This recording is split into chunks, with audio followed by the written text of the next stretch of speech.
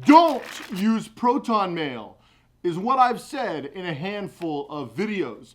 I used to be an unbelievably big fan of ProtonMail before they gave in to big government pressure. They're not in the 14 eyes in Switzerland, but they might as well be because they're giving government access to your records. Proton has went from one of the best companies in privacy to literally, I wouldn't say the worst, but they've fallen very far. Now, there are a couple things you could do to use ProtonMail and really email in general, because email is not private, not secure. And I'm gonna break down exactly what you should do. So you're gonna wanna buckle up, strap in, and let's get ready for Operation How to Actually Use ProtonMail. All right, so I've had several ProtonMail fanboys write me, not happy about the hard time I've given ProtonMail, which seems crazy because they used to be a privacy company and now they are a government pleaser company, unfortunately. But there are a few things you can do. I mean, some people have said, well, Cody, aren't you a hypocrite because you use ProtonMail? You're a paid member of ProtonMail. No, I'm just what they call pissed because I've recommended ProtonMail to literally hundreds and hundreds of my clients and people on social media. I don't get any referrals and I don't want any referrals. I did it because it used to be an incredible company. And so when they went downhill, I got frustrated. I've talked to ProtonMail a couple of times. We'll see what happens in the future, but I'm going to break some of this down. So the best option, unfortunately, is create your own email server. Now, for most of you, that's not an option. I've never had my own email server and I do not want one. However, we're probably going to create our own when PrivacyX moves later this year. We're going to move the headquarters of PrivacyX later this year. We're probably going to create our own email server. And if I do, I will do video tutorials on the whole process. There will be some people on my team building them out. I will be helping, but the fact is, it's not something I want to do. And for most of you, you don't want to host your own email servers. Like, that's crazy. Wouldn't it be nice just to have a privacy-based company? Well, unfortunately, in the email sector, there's not a lot of good options. Now, you guys can watch this video, which I did about the best email services and the worst, but there's just not a lot of good options. You got TuteNota, which is in the 14 eyes. You've got StartMail, which some people like about. There's a handful of others. There's a couple that are on the blockchain that I'm interested in. I've gotten a lot of people reach out to me. But what can you do with ProtonMail right now? How can you use them right now? And how do I use them? Well, there's a couple of things. There's a couple of things you want to do. First, you need to understand that basically the chances of them turning over your data are 100%. Now you say, well, it's end-to-end encrypted. Well, yes and no, because some of the information that's been coming out would counter this end-to-end encrypted. Now, I no longer use ProtonVPN. It's trash. I no longer use it at all. I use other VPNs, which I've talked about in my VPN video. I used to use ProtonVPN, but I don't use it at all anymore, and I don't recommend it to anybody. If you use it, all I can say is I wish you good luck. ProtonMail, though, I do still use, and like I said, that's probably going to change as well when I create my own email server, but there's not a lot of great email options. There are a few coming on the blockchain, so we'll see what happens. So if you get email on ProtonMail, is it better than Gmail? Yeah, 100%, not even close. It's better than all the Gmails, the Yahoo. Imagine Yahoo, Yahoo, Yahoo. Imagine using Yahoo. Like, you gotta be kidding me. Yahoo was when I was a baby. That's when we had Yahoo. But the reality is, with ProtonMail, they've got a few features. One feature is you can actually make the emails disappear after a certain amount of time. That's cool.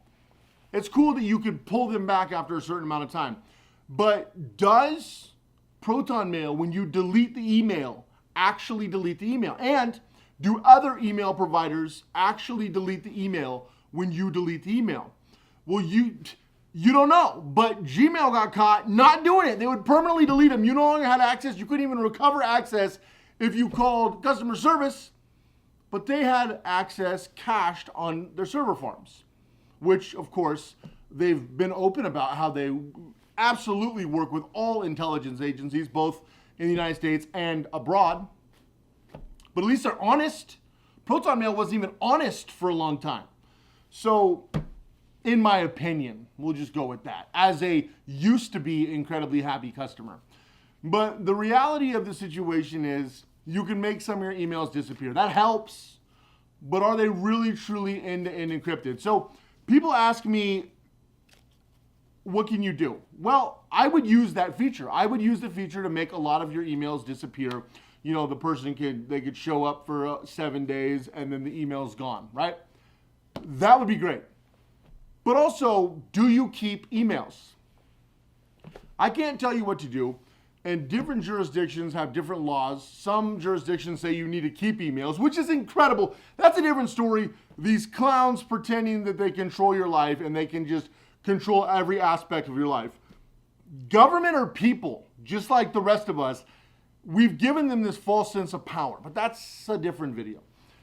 The fact is, I don't keep most email. And I don't recommend it. But if you do, you do you. And I think you need to check your local law. I got to give that disclaimer. Check your local laws and check your local politicians and see if they want full access. I mean, you got to be kidding me. I think keeping email is a bad idea, and I do not recommend it. But there is another option if you have to keep email. So the first option is ProtonMail end-to-end encryption. Do I trust their end-to-end encryption? No, I do not. Not at all. Not even a little bit. Is it actually end-to-end encryption? I don't know. I don't know. Now, the next thing is they've got their feature where you can make the messages disappear. Should you use that feature? Yeah, absolutely, in my opinion. That way it gets rid of the email. Then, should you delete your emails on a regular basis? Permanently delete them. Don't just put them in the trash, but permanently delete them. In my opinion, yeah. Does that delete them off ProtonMail servers? There's no telling. There's literally no telling. And that's why I say email, you got to understand that a lot of things you put in email.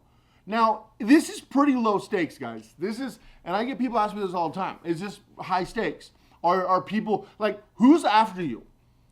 I mean, if governments are after you, you should not be using email at all. You should be using a real secure communication device, which I broke down on this channel. So you should not be using email at all. If anybody's after you, you should not be using email.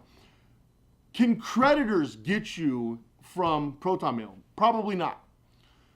Can, people pretext ProtonMail and get your email? Probably not. So ProtonMail is still more secure than most emails, especially emails in Canada and Australia. Those are some of the worst.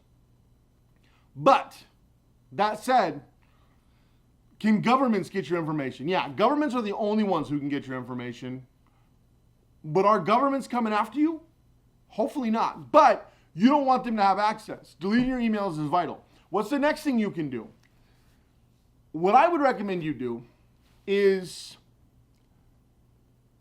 keep backups of your emails on an encrypted hard drive. So what I do is I copy the emails I need, which is not a ton, but I copy the emails I need, and I put them in a folder, and I encrypt that folder with this company, Veracrypt. I recommend Veracrypt. I've done a tutorial on Veracrypt. Veracrypt is incredible. Then you have a very small file on, let's say, your hard drive or your desktop. Now I keep copies, so I will use Veracrypt. I will encrypt it. I will keep a copy on my my desktop, and then I'll keep a backup copy on my hard drive. And I've got an air-gapped hard drive. But again, they've got to decrypt it, which is not going to be easy. So then it's no longer on ProtonMail, or at least we hope. Now, do I think once emails are permanently deleted on ProtonMail, they actually are? Yes, I do. I want to be very clear. I do. But ProtonMail has let me down in the past. That's why I'm raising concerns. So I believe, though, when you delete emails on ProtonMail, they're actually gone. And ProtonMail, there has been people who've came out and said the same thing. They believe that. So I have no reason not to believe that. But ProtonMail has let the privacy community down several times. And that's the reason I raise concerns. So take the copies, and you go in like once a week or once a month, take the copies you need, put them on your hard drive, put them on Veracrypt, and then delete the rest of them. Don't use your inbox as your schedule. Don't use your inbox as a resource to just flip through emails all the time. Use them, respond to them, and lose them.